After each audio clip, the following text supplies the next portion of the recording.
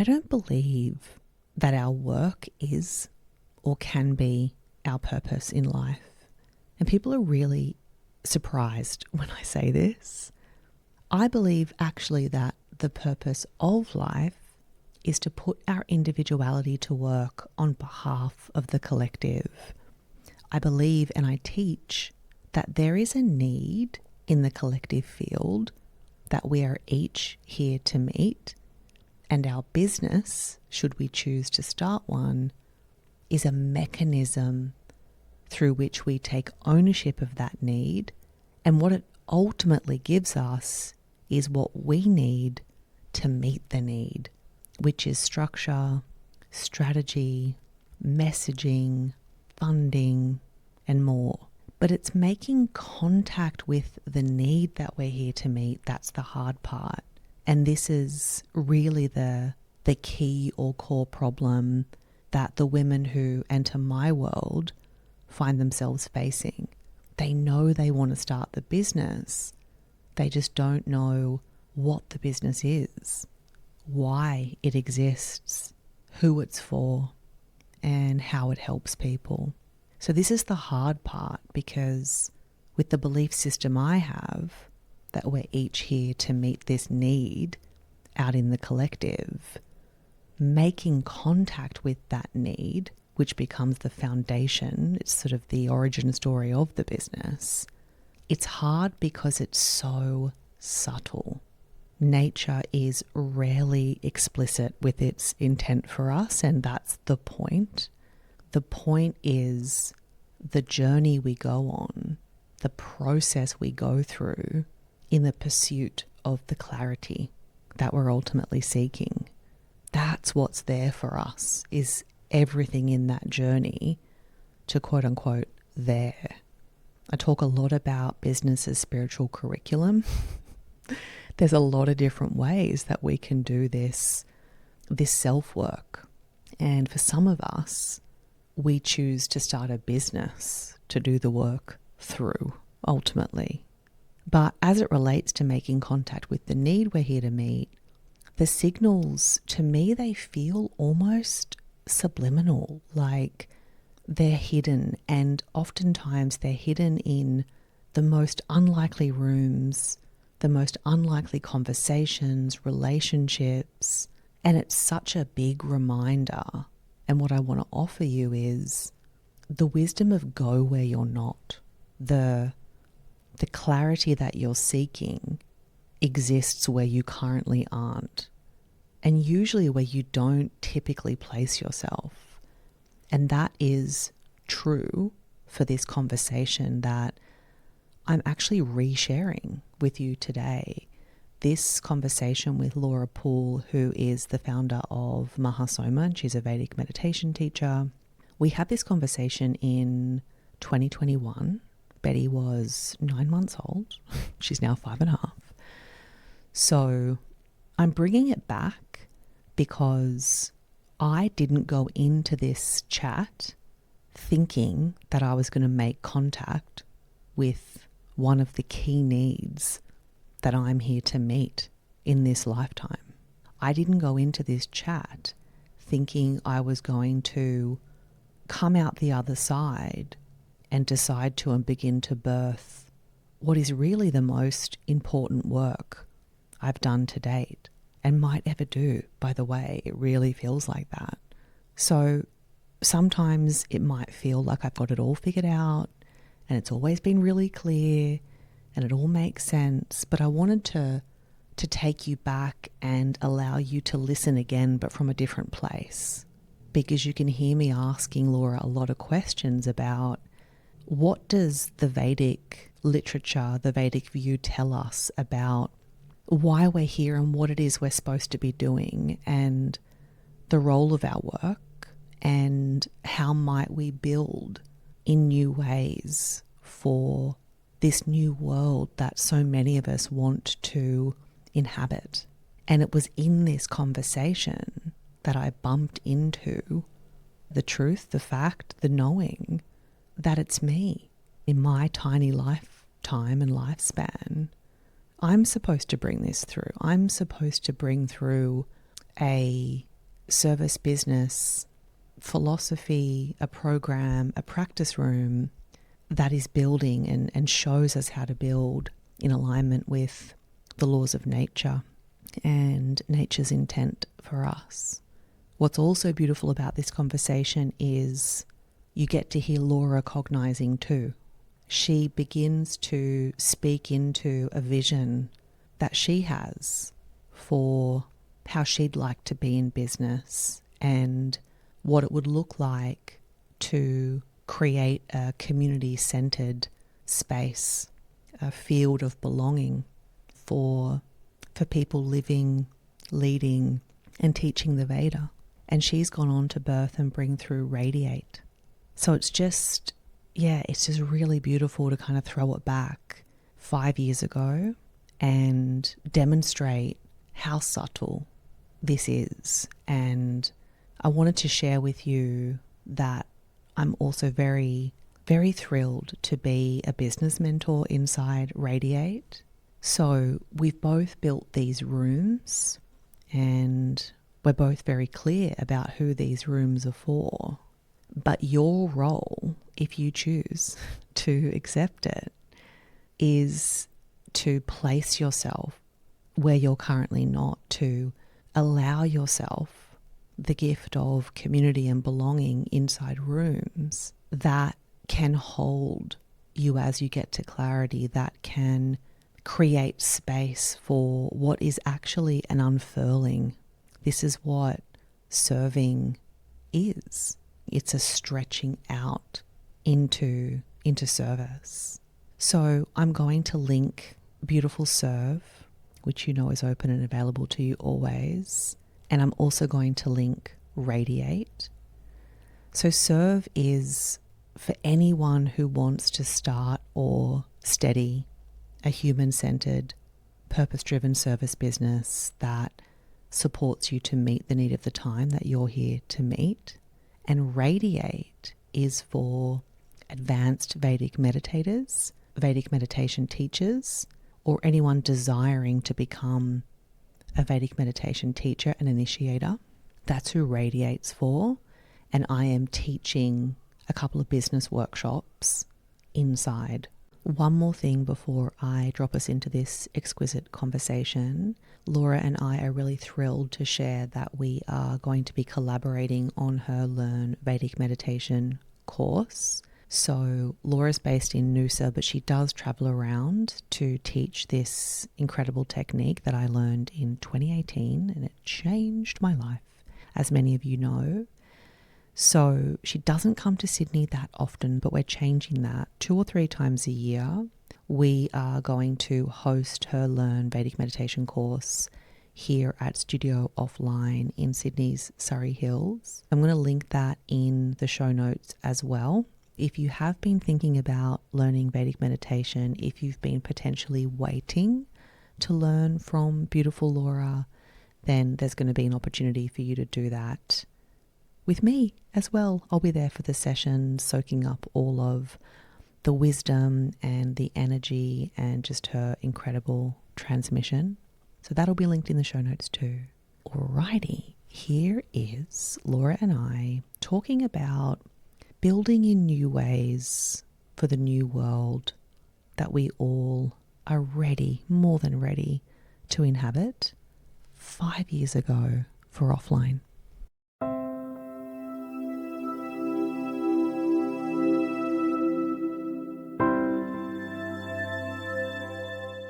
So shall we kick in? Please. So to state my intention for our conversation, I want to have an honest conversation about, can we apply the laws of nature to the way that we create, the way we run our businesses, the way we lead inside our businesses? Can these kind of become perhaps our operating values? You know, outside of this very, and you know, this hardcore digital strategic world that crunches us into these strategies that oftentimes go against nature's wishes for us. But before we get into all that, I want to talk a little bit about you. and your journey as an entrepreneur and a founder. And I use those labels very intentionally because I see you as that, but you're not often referred to that way. What do you think about that? I'm not even sure what I refer to myself as these days. I mean, I teach meditation, so I say I'm a meditation teacher. But I guess my whole life I've always wanted to do things differently. I can sometimes get like a bit of a fire inside of me when things are not just, or when I see that things could be done in a way that would be more beneficial, more inclusive, more uplifting. And so it's taken me some time in this role as a Vedic meditation teacher to find my way of expressing this knowledge and of creating something beyond myself. I'm a big believer that what I'm doing right now, I am hoping that this will continue on for years, decades, 10,000 years, as Maharishi had the hope for this knowledge, wisdom, and practice to be relevant. And so whenever I am doing anything for teaching, for, I guess we could say business, the direction for Mahasoma, I am looking very long term, very long vision. And I see myself as just the first part of something that is going to evolve where I won't be involved at that point. And it's funny, this is actually reminding me of, we did our permaculture course a couple of weeks ago, and amazing, fantastic, lots of information.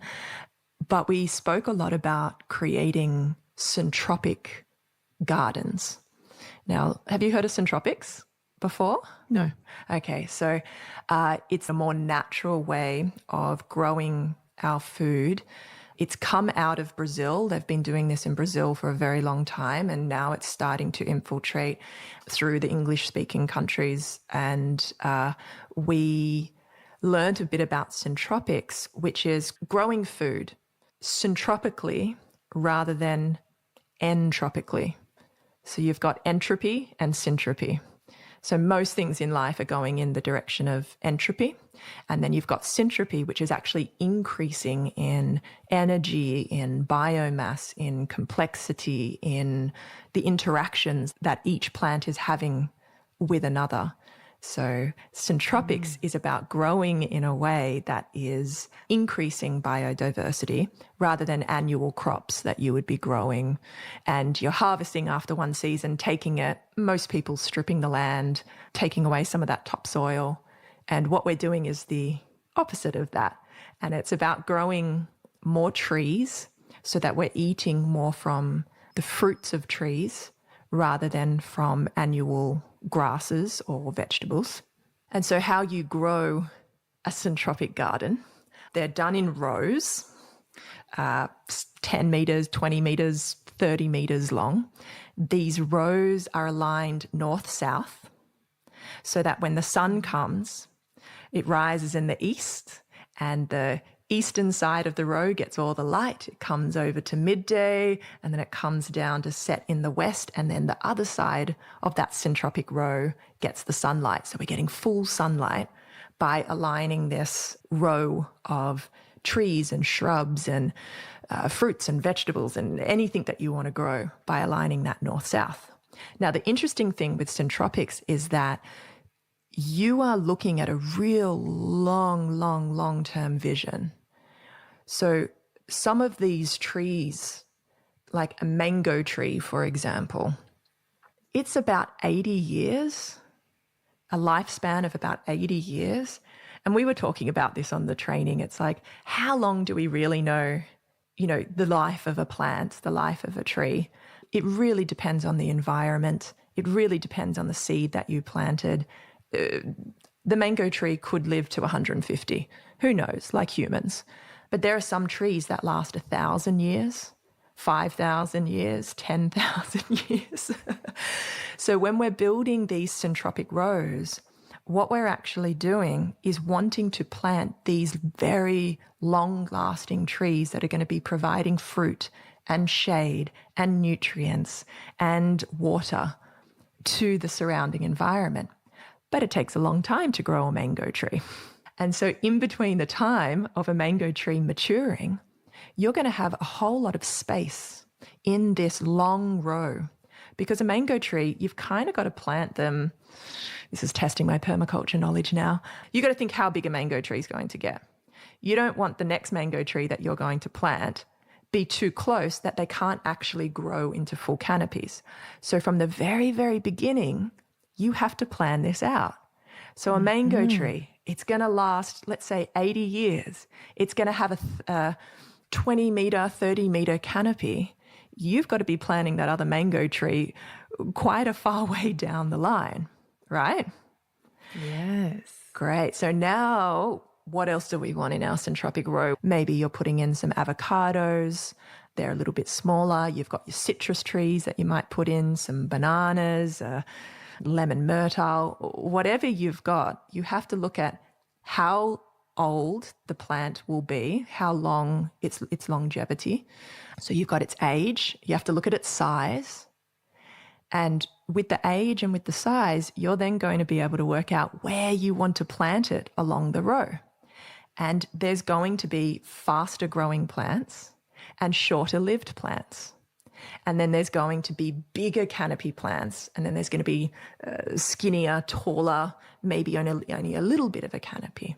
And so you plant them according to this. And it's almost like our teacher described it as a movie. So you've got all these different scenes. Now, the mango tree, let's say the mango tree's the end goal. That's the final scene. But you've got all these scenes before where all the other fruit trees are going to come into existence. They're going to shade the soil.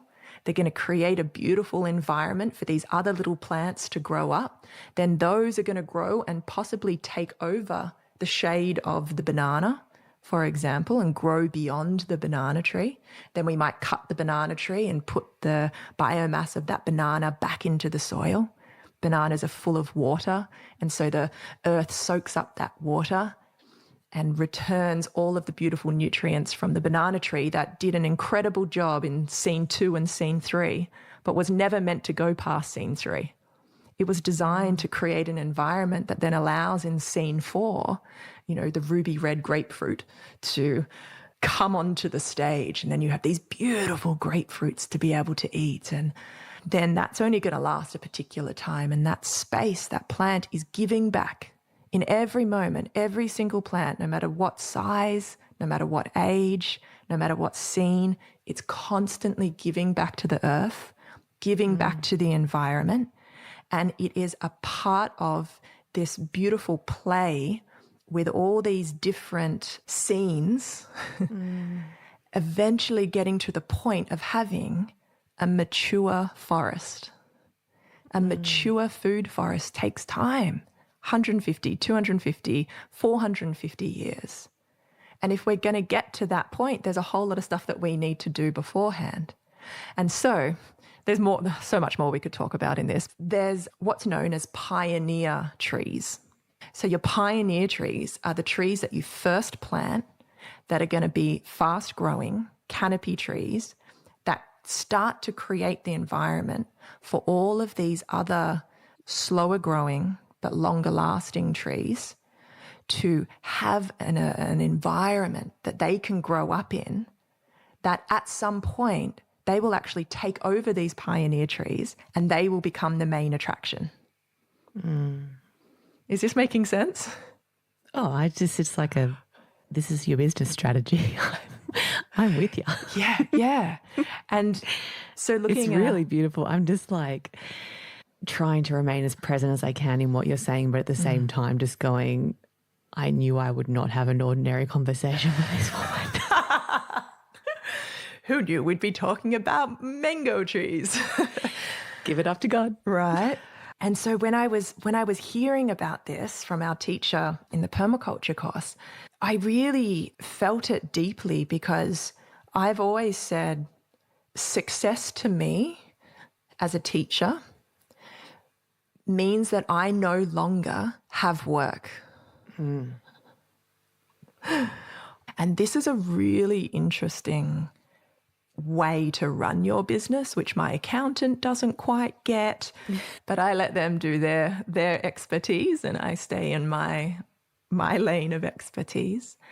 But if I come back to why did I become a meditation teacher, it was so that people could know who they are and feel happy and calm and peaceful and joyful and tap into what they were born here to do in this life.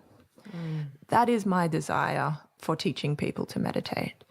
And my hope is that at some point I'm not needed. My hope is that people are doing that. Families are passing down this knowledge and wisdom to their children so that it takes the teacher role back into family life, where as a householder it should be. It should be with the mother and father, or with the parents, with the grandparents. It's in family life. And so my hope is that at some point you don't need to outsource your meditation teacher.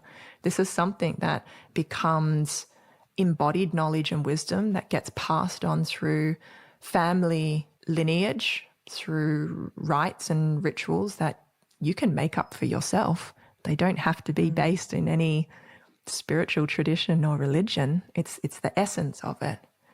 And that's just my perspective on it. Not saying that it's right or wrong. Oh, and this is it, isn't it? There isn't, I don't think, right or wrong. I guess all that comes up for me is it's based on our state. And so our perspective is directly related to our state of consciousness, perhaps. And I think about this a lot with people building lots of different types of businesses, and the way they're building them is relevant for them in some way, you know, and it's taken me a long time to move out of judgment around that and just to let them play out the storyline of their life. You know what I mean? But what I'm hearing from you is ultimately getting out of the way. At some point you have already removed yourself from the equation in that future vision, but you know what's required of you right now is to lead in some capacity to get it to the point where it self-sustains. Yeah, I'm like a banana tree. I'm like, I've got lots of energy. I'm going to grow tall and shade the area and create an environment for a more sustainable, long-lasting, regenerative way of being together. And I know that I will become irrelevant at some point, and wonderful. May I be chopped down and put back into the earth, knowing that my karma and my dharma has been done here. And I look forward to that day. And I love, you know, teaching people to meditate. I love teaching people to teach meditation as well. And we're just slowly passing down. Change is slow. Change really is slow in the relative world. Can we talk about the permission to pass on this knowledge, and I guess how to think about finding freedom in your own path with it? Because I just feel like, if I can speak really candidly and vulnerably about this knowledge and this ancient wisdom, there's been moments where I've felt like it's a little bit political and that there's ways that it is done and isn't done, and that causes a bit of divisiveness. And I really wanted to get your view on that, because you have pioneered in this space as I see it, especially creating a collective of female meditation teachers, very powerful. So how do you think about the politics of wisdom and spirituality? Look, I don't think you can escape politics in any field. If we're talking about politics poly meaning many, so many different views. When you've got many different people coming together in whatever arena of life, you're going to have many different views and you're going to get politics. It's going to get political. So I don't think that you can escape it anywhere, whether you're, meditation, yoga, Western medicine, the army, to art schools, to universities. Like it honestly is everywhere. And I think that's just an important point to remember, because we come into spirituality a lot of the time with, what's the word I'm looking for? An idealized view of what it should be. Mm-hmm. Pure, enlightened souls. Virtuous. Yeah, virtuous. No one ever doing anything wrong. And it's just not the case. I think you can get disappointed or disillusioned quite easily these days in the world of yoga and meditation. When you peel back the persona that has been projected into the world in order to, it's a beautiful thing, it's in order to get people meditating. I don't think there's anything wrong with the medium being the message. It's how a lot of people come and learn to meditate with me versus someone else. They feel something and they're like, oh, yeah, I resonate with that. Okay, let me learn a little bit more about what you're doing. I would like to be experiencing more of that. So I think there's a positive side to having some sort of persona, but when the veil gets pulled back and you start to see the real life of a lot of these teachers that have presented themselves as awakened beings, it can be disappointing. It can also make you feel a little like you've been hoodwinked in some way. Duped, totally. Duped. But again, it's another part of your spiritual practice. It's a graduation in some way of seeing more and of having to digest and integrate and understand humanity, and that everyone has their humanity and you can't escape what that. What is that? Laisha Vidya? Laisha Vidya. The faint remains of ignorance. The faint remains of ignorance. It gets taught in a few different ways. Sometimes it's taught as a practice. So Laisha Vidya is a practice when you are getting so close to that state of dissolution, meaning I've realized that I am. All this is nothing but that. When you're getting very, very close to that point of there being no more duality, then what we do is start practicing ignorance. So we start practicing ignoring our oneness so that we can play in the field of diversity. We can play in the world of the duality. To make ourselves relevant once again. To continue to remain relevant, which means I have a body, I have a physical reality so that people can locate me. And come and, have a meal or go for a walk or come and learn to meditate, whatever it might be. So Laisha Vidya, it is a practice for relevance, for staying accessible and relatable to people. Sometimes it's taught a little too early, I believe, in the spiritual journey, where people can start using Laisha Vidya as a little bit of a spiritual bypass. It's just my Laisha Vidya. I was like, I'm sorry, I didn't know you were about to dissolve into oneness. I didn't know you were sitting that close on the threshold of unbounded consciousness. And look, I make a joke about this, but there are ways that you can apply the principle of Laisha Vidya for staying relevant, for staying accessible. And you can do this at any point in your life. You don't have to be sitting on the threshold of dissolution. And it really has to do with surrendering into ignoring what you know in order to create a shared experience. For example, I used to love clothes shopping. I'm a fashion designer, studied at university. That's my past life.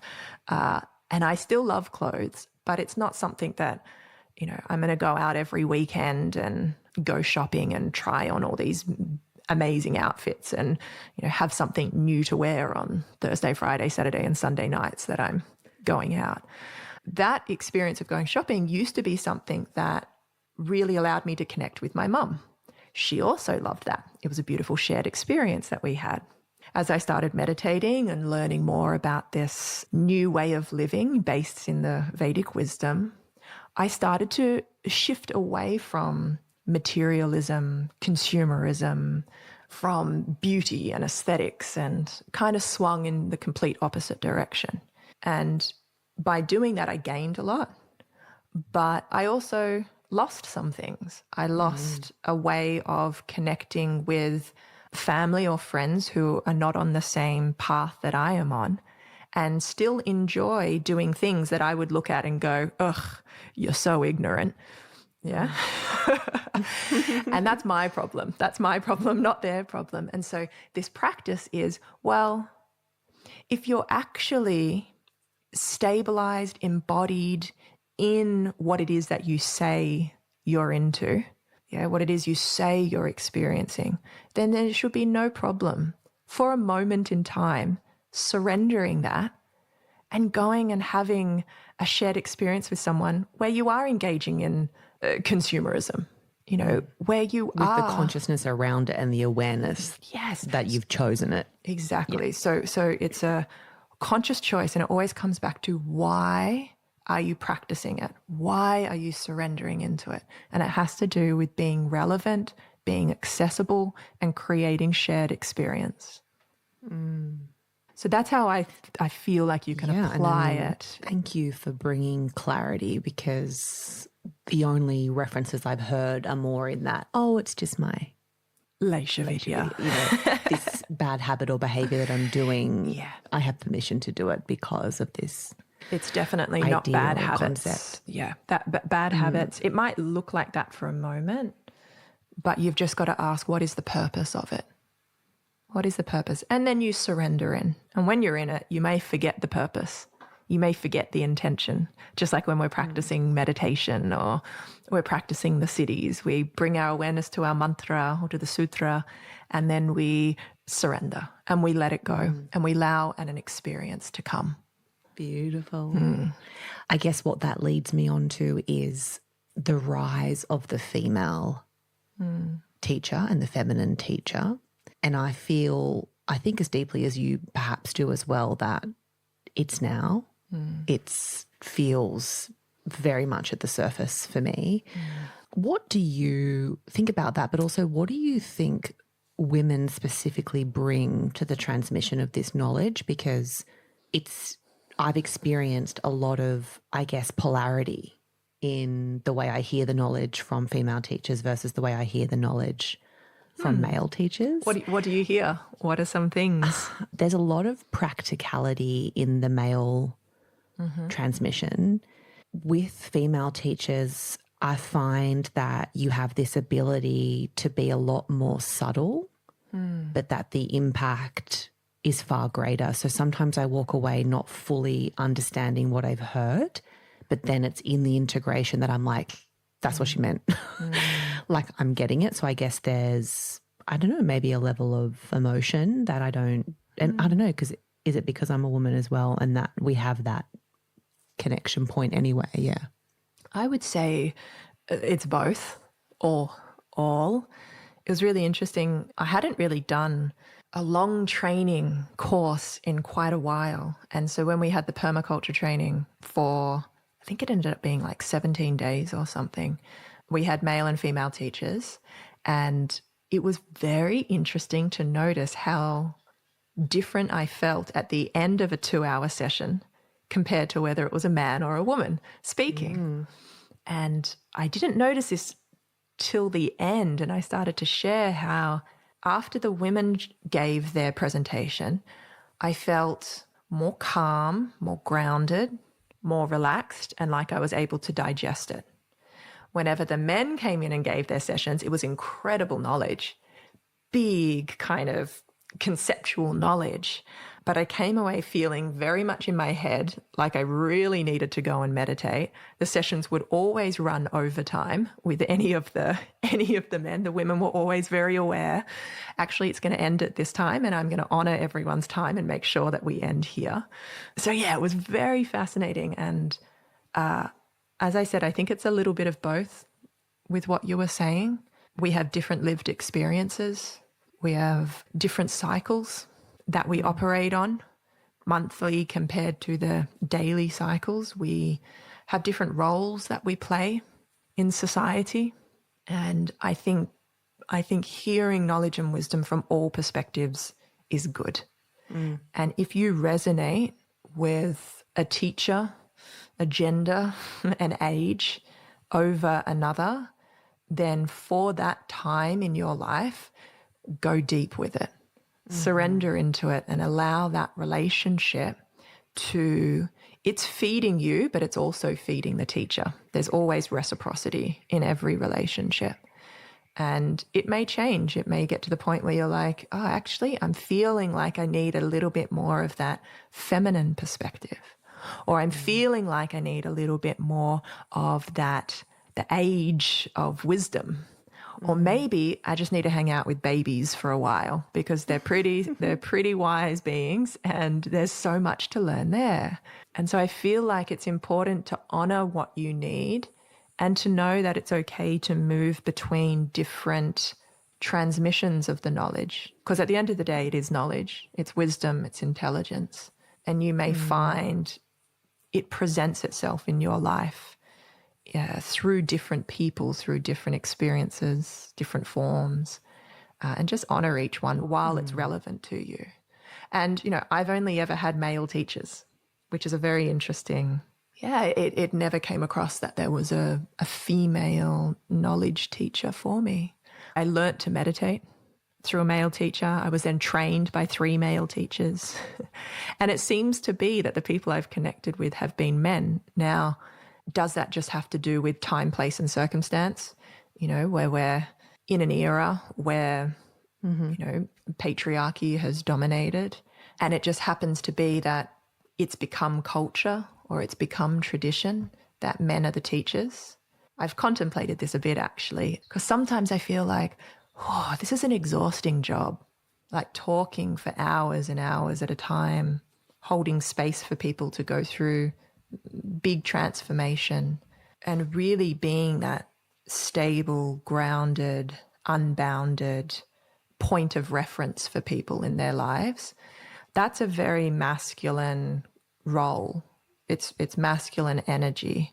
It's stillness, it's unboundedness, it's transcendence. So I have seen how it may be that there's a greater affinity for male nervous systems that are more embodied in this masculine energy to play the role of teacher or guru, especially because if as a woman you decide that you would like to have a family, as you were saying, it's 9 months of pregnancy, it's then postpartum, it's then raising your children, and that takes up a lot of time. And, isn't raising children the most important thing really in the world, considering anyone who comes to learn to meditate with me was raised by parents that either allowed them to know who they are, to feel confident and capable in expressing themselves in the world and being of service and enjoying this life, or were they raised in a way, a family, a society, a culture that made them feel the opposite? And therefore they are coming with anxiety, with overwhelm, and can't sleep and not knowing what to do for this next phase of their life. So I at the end of the day, my feeling is that I would like to be made redundant in my teaching practice because this knowledge and wisdom is with parents, and they're raising their children to be beautiful human beings that contribute to life, and they already know all of this, and so looking at that, I go, well, actually, motherhood is way more important than being a teacher long term. But we have to come back to what is happening right now. We can't ignore, we can't have this big vision of what is going to be ideal or optimum or what we're desiring. We can't have that vision and it look very different to now and start living in that way when it's not actually where we're at and what's needed. So when we come back to here, like the syntropic food forest growing, I honor all my male teachers that have allowed me in this year, 2021, to be a female teacher in this tradition, to have gained access to knowledge and wisdom. Amazing. I honor everyone that has come before me, teachers, family, ancestors, to get to this point. That's not to say that how it was done in the past is how it always has to keep being done. Mm-hmm. Yeah, there's tradition and there's innovation. And these two are almost like the pole ends of the spectrum, that we have to be based in wisdom. This is the beautiful thing about tradition. Lineage, I always say that word lineage, line, age. Lineage, line, age. It's a line through the ages. It's a continuum of wisdom and practice and connection that allows you to know who you are, what the world's about, and your role in it. This is the purpose of lineage, but lineage can get influenced by culture, people, ignorance, and we end up with dogma, religion, and it feels stifling in some way. So, I honor everything that has come before me. It's created the conditions for this to be happening right now. Then tapping into what I feel like my purpose is here in this short little chapter of the movie of life. What is my contribution here? And I contribute in the way that I feel I am here to contribute, knowing that it's going to change as the years go on. And it may be that there's a rise of the feminine at this moment. What does that look like in 10 years, 50 years, 100 years? That's for all of us to discover. But we have to be in the present moment, really listening into what's needed.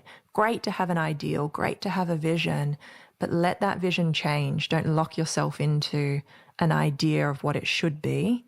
Have the vision and then let the vision evolve. It's really important. It's to allow your vision to evolve, because as you're evolving in the present moment, you may discover something that you didn't have that information 10 minutes ago, a year ago, 5 years ago, when you created that big vision for yourself. And as that new information arises, you don't want to ignore that. You want to listen and integrate, and that may create a ripple effect into the future direction and your vision for why you're here, what you want to be creating.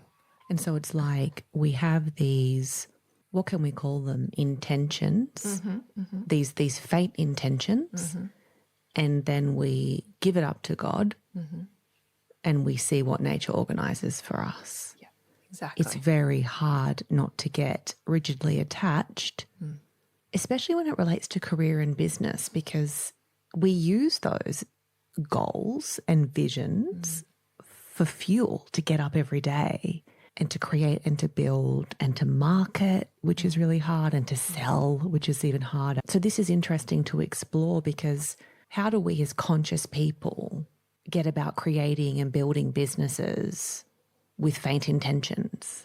Do you know what I mean? Well, the fainter something is, the more powerful it is. If we're going to get into the world of quantum physics, where does the most powerful energy reside? It's actually in the quantum. It's in the very subtle, the very faint, the very fine. And yet it is extremely powerful. And so it's not that you're wishy-washy. Faint intention doesn't mean, kind of, maybe a little bit like this. I kind of feel like that. Faint intention or sankalpa is a one-pointed focus. And it is a deeply felt and embodied experience. This is what I want. This is why I'm here. And then that may not change. That there may be some evolution in that. What it looks like, how that's going to actually manifest, that is what we want to allow the change to be able to mold it into something even greater than what we could have imagined. We want to allow nature to organize it rather than spending all of our individual energy on trying to pull all of the right components together. Nature organizes things. We haven't been taught this though. We've been taught that you as an individual make things happen. Have your goals. Make sure you've put into your calendar all of the dates. You're going to hit those goals. You're going to strive. You're going to push. You have to use all of your individual energy to make something happen. And this is a worldview that comes from a direct experience of being separated from our nature, of not making contact with being, with the unboundedness of our essential nature. When we're not in contact with that aspect of ourself, we don't really know who and what we are.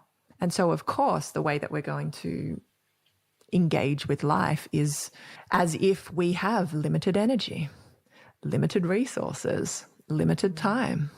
If our identity changes, so do our thoughts, behaviors, and actions. And so when we're meditating, we're really, and I don't say this to people, it's not on my website, but what we're doing when we're meditating is we're changing our identity. I can see why you don't put that on your website. Because if you don't understand, if you don't have the whole picture, the context for what that means, it can be scary. I don't want to lose who I am. But you don't lose who you are. You gain what you are. And when you gain what you are, you gain your timelessness. You gain your infinite energy. You gain your infinite organizing power. You gain your bliss. Infinite relevancy. Infinite in relevancy. A world that demands that we make ourselves relevant through growing things, scaling things, gaining a following. How beautiful to think about I am infinitely relevant. Yeah. And the consciousness state is relevant. Your body will come and go, and that's okay. All trees are coming and going. We're nothing but, what's that meme? Something like we're nothing but a complicated houseplant, with emotions or something like that. We just need some light, some love, and some water. But, there are different models as well. Who's to say that success means infinite growth? There's a new movement, the degrowth movement. And I like this idea. And over the past couple of years, I've kind of been forced into the degrowth movement, not being able to teach and expand and grow our business. It's been really nice and it's been really slow. And we're still making enough to survive in the world and thrive in the world. But it's not at the expense of our mental, physical, spiritual health. It's not at the expense of relationships. And so this is huge. I'm kind of into the whole degrowth movement, to be quite honest. And me too. Yeah. I am rapidly degrowing, actually. And there's been a lot of deep thinking in this first 9 months with Betty because, to your point earlier on motherhood, arriving at this season, I realise I am uniquely built for this and for her and her for me. And there is nowhere I want to be than with that girl. So beautiful. But at the same time, I have this exquisite community and I'm doing work that to me feels very dharmic. And so the deep thinking has been around how do these things coexist and feed each other in a way.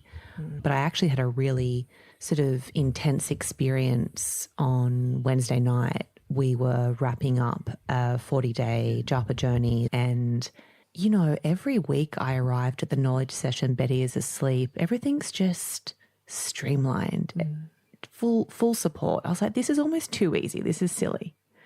And then the last night, group reflection, we're all coming together to talk about our big shifts and our revelations. And Tony goes out for the first time in like fucking 9 months to have a beer with his mates. I'm like, it's fine, she sleeps. What did she do? She started crying the moment I hit go on Zoom, and she screamed for the entire session. And I was upstairs with her.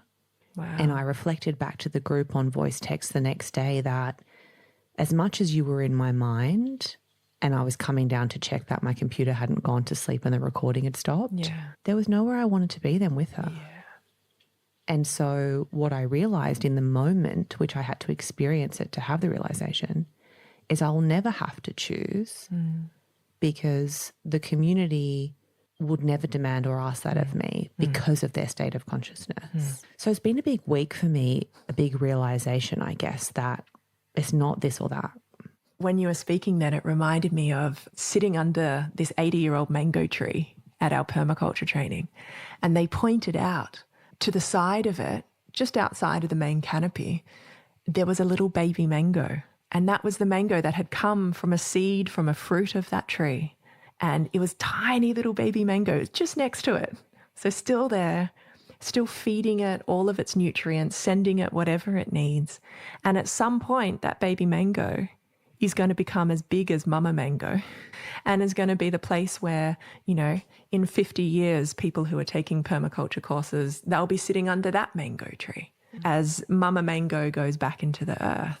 And so it's what came to mind when you were sharing that about Betty was how we also have to allow other people in our lives or in our communities to take the what word am I looking for?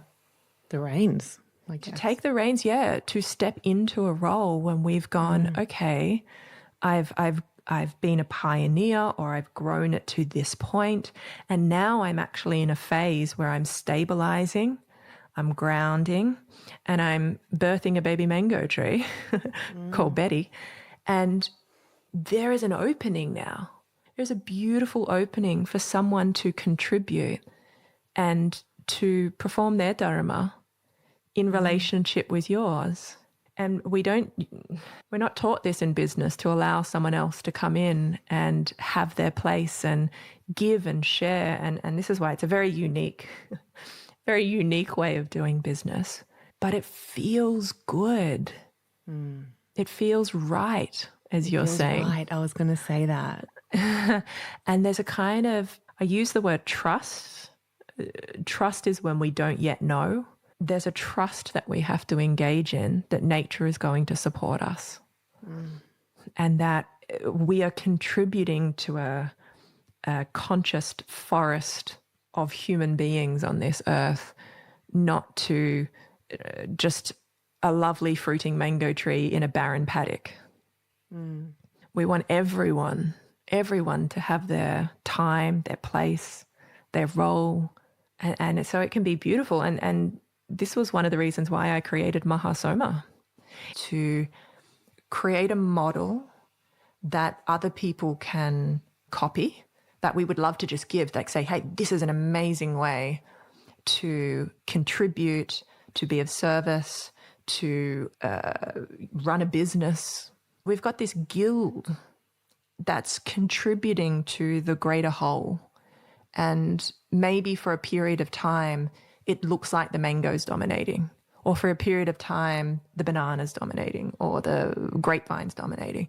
And it's so important to honor that person, that role, what they're giving, and to give them that space. Yeah. And if everyone understands that there is relationship, that there is an evolution to the relationship and what it is that we're desiring to create long term, then everyone can step into their role, love it, enjoy it, feel it, and then maybe for There's a season, no need to compete. No, it's not competition. It's syntropy. And if we can then come back and have a moment where it's like, you know what, I'm taking a couple years off. Yeah. And I'm still going to be here. Yeah, I'm still going to be here. But you guys, this is you. Shine, my friends. You are speaking directly to my business values, success through community, and that if we remove the individual and the individualized self and stop putting this pressure on ourselves to have to be the person that succeeds and becomes this thing and has this Instagram bio and earns this money and buys this house and if we can just fall back and be held, you know, by the people who may create alongside us, it's refreshing because so much of the modern day narrative around success is that it's us, this small self that's going to go out and do this thing that's going to give us this notoriety. I do want to talk to you about money. And I don't even know if it's Vedic now, but I've heard it in different Vedic circles. Give the thing you want more of. What I have heard is that if something is truly valuable, the more you give of it, the more you have of it. Got it. Okay. Which, like love, it's very, very valuable, possibly the most valuable thing. The more you give love, the more love you have, because love comes from the self. Yeah. The more presence you give, the more presence you have. And it's actually tapping into the understanding that your consciousness state creates your reality. So if you tap into that, you have more of that. Money-wise. Money-wise. And I want to talk about money because I think it's a theme that, you know, even as conscious people, it's a currency that we have to dance with in some way, shape or form. Yeah. I don't think any of us are exempt from at times believing we need a lot more of it. I don't really know what my question is around money. I guess I just want to talk about money from the Vedic view, like if we're going to be these conscious founders and build these brands and communities and businesses, the more money we make, the more people we help. But then how we have to get that money can sometimes feel like it's compromising our beliefs entirely. Yeah. You know, I think at the end of the day, you have to be really comfortable in what it is that you're doing. Meaning if you're teaching a course, for example, and are charging a certain amount, you know, is that a valuable exchange? There's always exchange that's taking place. Do you feel comfortable, receiving money from someone? Do you think that what you're offering is of value? And then it's really open to each individual. Do you want to have a business in the monetary economy? Or do you want to have a business that operates in the crypto economy, which is connected to the monetary economy, but is different? Do you want to have different currency? Do you want to have a business that is operating in the exchange economy, where you exchange what it is that you're giving for something that you need? Do you want to operate in the I don't need anything, I'm just going to give economy? Now, that would probably require you having quite a few resources to be able to do that. And I would say that there's always giving and taking. There's always reciprocity in any relationship. But it's really, you know, challenge the assumptions you have around what is money, what economy do you want to be operating in, how much do you need? You know, the more abundant I have become financially, the more I give away. Money is flow. At the end of the day, it's an energy, and an energy that we exchange, and we want to keep it flowing. Affluence is what my teacher once said to me. Affluence. So keep it flowing. Don't hoard it. It's an energy there that is it's designed to nourish. It's Lakshmi. So it's designed to give and feed and nourish. And is there the ability for your business to change its offering at any time? Of course. Of course. You can become a charity, you can start offering exchanges, you could, you know, infinite possibilities. But I think because in the past, spirituality has been taught for free, a lot of the time meditation techniques, courses, knowledge, it's been given in an ashram context where people are already looked after, where it's based on donation. That's been the model. And we're in a different context, a different world with a different model now. And I think that's okay. I always just come back to, what is your long-term vision? And for long-term vision, living in the monetary economy, we need conscious people with the resource of money and spending that money in ways that's going to help us as a community, as a collective, grow together. Mm-hmm. So I don't think having money is any issue or problem. I think it comes down to what you feel like in your heart is right for you. And if you feel like you're giving a value and people are wanting to share, then wonderful. If you feel like, actually, I want to charge a little less, do that. Be flexible, be adaptable with it. It's all about exchange. And, you know, I think that there could be a lowering of the threshold in some white well-being circles that would allow greater accessibility, diversity, and equity. And in turn, a more rapid increase in collective consciousness. Correct. Because this is the thing, is the price points are slowing us down in a lot of ways as well, because it's shutting so many people out. I remember a really early episode I did with Minaj Diaz, who you'll know. He's down in Melbourne, but I think he's in the States now. One of the things he said to me was, as a teacher, to sit at the front of the room and ask yourself who's not in the room and why. Beautiful. And I think this is interesting when we are sort of speaking through this lens of success, like the attachment, which I know you would have spoken so much about in group knowledge sessions, this idea that we have this purpose and that the purpose is somehow linked to how we make a living. So we have to marry these two things together when actually, what does that stop us from doing? And sometimes our job will be what we feel like is our real purpose in the world, and other times it'll be the funding mechanism for our purpose. And Dharma is moment to moment. It may culminate as something, but it's moment to moment. What is my personal role here in this moment?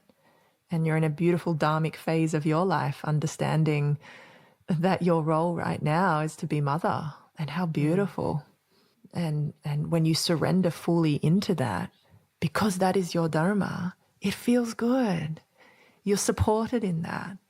And if you were to resist that and think, oh, but I've got this business that I've started and I have to keep growing it. Otherwise, what's going to happen? People may no longer start coming to my events or listening to my podcast. I may lose my income. You know, all those thoughts that come. If you were to actually put your attention on your business when it's not your dharma right now, it's going to be really hard. And you said, you know, going through that 40-day japa program, you know, just seeing that it can align together, but you have to honor your dharma in the moment. What I forgot to share when we were talking about that is the mantra we were doing was Chamandai. Ah, beautiful, for Kali. And so what Dals had said to me the next day, because I texted her and I said, I'm sad, I missed that, but I know where I needed to be. And she said, you were the complete embodiment of the energy we've been evoking this whole time. Is you chopped off your own head, you know, and the blood spits out. Yeah. And it feeds. Yeah. And it's exactly what we've been talking about today. And I went where I was needed. I was so emotional watching the replay and realised that I wasn't really needed at all. And that if anything, me being there may have gotten a little bit in the way of some of the sharing. It's exactly what we were just talking about before. Like letting everyone have their moment. When we get into the head of, oh no, what if, this might, I can't, that's what causes the disruption. We can really just know, this is where I need to be right now. It's probably the number one question that gets asked actually from people. What should I be doing? So So, I mean, we're going to wrap up soon. Can you give us your advice on that? So I'm sitting here and I'm confused about what I want to do for a living, and let's not think personal. How does that knowledge apply to our professional self? You know, when someone's asking, what's my purpose? What am I here to do in this world? What should I be doing next? I always start with, who is the one that is going to be doing the doing? Do you know who that is? Do you know who you are? Do you know what you are? Action, coming back to what we were speaking about at the beginning, action is the final expression of the identity of what we are. It's identity, which is a perspective, which is an understanding, which comes through certain thoughts and feelings, which manifests in behavior and actions. If we want to know what it is we should be doing, the action, that's the final expression. That's the final manifestation of what we are. When we know what we are, there is a natural flow of intelligence from that state through the field of manifesting all the way to the manifest. And we look at it and go, great job. That's what I'm meant to be doing. Or here's my success in the world. But success starts with what you are. And to know what you are, this is the purpose of meditation. This is the real purpose of it. It's to understand your identity as timeless, as limitless, as with infinite organizing power and all the resources you could need, in collaboration with all other manifest forms. This is what you are. And when you begin to know what you are, then the who you are, which is your individuality, it's held, it's supported by a very deep root system. And it can get whatever it needs from anywhere, sometimes kilometers away. If we're not going to go into the fungi network, the mycelium network that's underneath the earth. However, it means that we can draw upon the resources, the wisdom, and the perception of everything in our environment. This is what happens when we are deeply rooted into what we are. It allows us to then grow as individuals and contribute in whatever way that we were designed to. And each of us has a purpose here. And when we start moving in that direction, there is an intelligence that's flowing through us. That disconnect, which you can never really disconnect from yourself, you just ignore it. We start to dissolve the ignorance and we start to realize that there is a flow of intelligence. And then we have to start really listening to that and being fearless in the way of actioning or following what we're feeling within. And from there, we begin to find ourselves in the right place at the right time. Or we start to notice that, there's a greater perspective. Our identity is allowing us to have a bigger perspective of what's going on. And a bigger perspective means we have greater vision. We can see more of what's actually taking place. And we can begin to align ourselves with that. Now, that might sound very abstract to someone who's like, tell me what to do tomorrow. Do I quit my job or do I stay? And my answer to people is always, you know. No one likes hearing this, but you know. And you don't want to get into the habit of outsourcing your knowing. It's not sustainable. And this is why I keep coming back to you. You have to do the work every day. And it's beautiful work. Meditation it's the greatest discovery that you'll ever make in your life. What you are. You know that. And obviously it's the biggest course correct of all time for me. Exactly. You know? It can be a 180-degree turn for some people. That was my life as well. And from that state, from knowing what you are, the intelligence flows through who you are, and there is a natural way of bringing yourself to the world. People call this being authentic, living on purpose, following your dharma. But it all comes from the what? And this is the real purpose of meditation. Yes. So beautiful.